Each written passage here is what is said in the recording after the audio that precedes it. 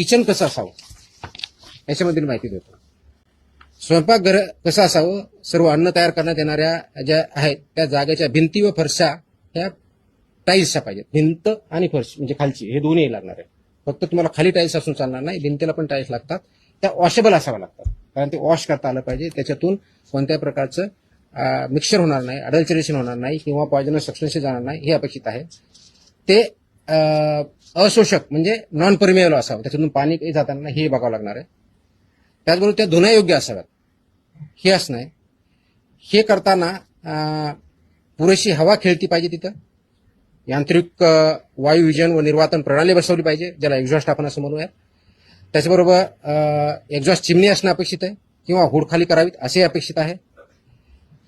त्याचबरोबर कच्चा माल म्हणजे रॉ मटेरियल जे आहे ते त्यांनी स्वीकारण्यासाठी वेगळा सेक्शन, त्याचं प्रोसेसिंग किंवा तयारी करण्यासाठी वेगळा सेक्शन, स्वयंपाक तयार करण्यासाठी वेगळा सेक्शन आणि वाढण्यासाठी किंवा सर्व करण्यासाठी वेगळा सेक्शन असं त्या रेस्टॉरंट किंवा हॉटेलमध्ये मांडणी असणं अपेक्षित आहेत. कच्चे व शिजवलेले अन्न क्षेत्र हे भौतिकदृष्ट्या वेगळे ठेवावे लागणार आहेत. शाकाहारी व मांसाहारी हे वेगळे ठेवावे लागणार आहेत.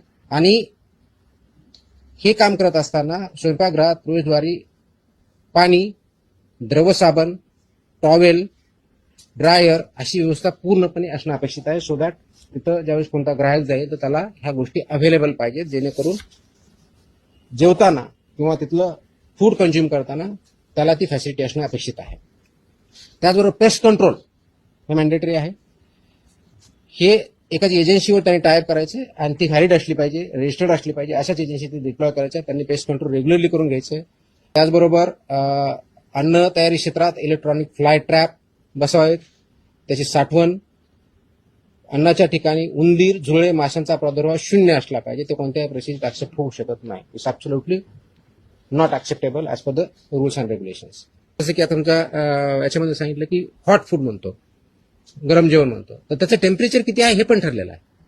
ज्यावेळेस हॉट फूड म्हणतो तर 60 डिग्री सेल्सिअस ते हीट पाहिजे.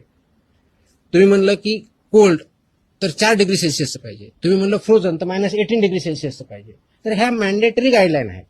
हे करण्यापाठीमागचा उद्देश एवढाच आहे, कारण प्रोसेस केलेलं फूड आपण ज्यावेळेस खातो त्याचे इम्पॅक्ट आपल्यावरती होतात. म्हणजे फूड पॉयझनिंग जे एक्स्ट्रीम केस आहे ते करण्याच्या दृष्टिकोनातून नागरिकांमध्ये अवेअरनेस यावा, त्या इंडस्ट्रीला आणखी चांगल्या पद्धतीने माहीत व्हावं आणि आमच्या अधिकाऱ्यांनी ते इम्प्लिमेंट करावं. हा तिहेरी पर्पज याच्या पाठीमागचा आहे. आणि या तिहेरीच्या माध्यमातून एकत्रित येऊन हे आपलं आरोग्य नागरिकांचं कसं चांगलं राहील अशा दृष्टीने हे काल आम्ही आदेश इंग्लिश आणि मराठी दोन्हीमध्ये आहेत.